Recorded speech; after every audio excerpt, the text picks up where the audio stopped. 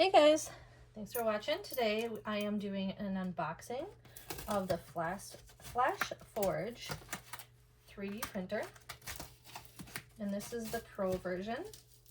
I have never owned or operated a 3D printer, so this is all new to me, but it's something that I thought was important and would be beneficial in our shop. So I decided to take the plunge and use this as another business tool for myself. So let's check it out together. We've got the user manual here.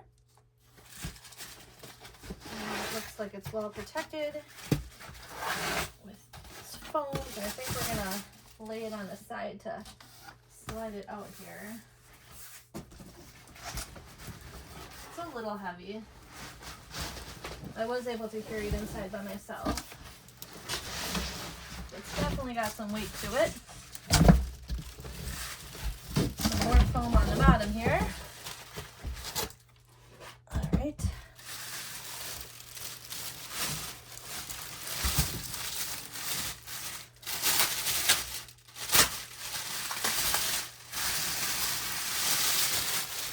I'm hoping this fits on my bookshelf. I'm not sure.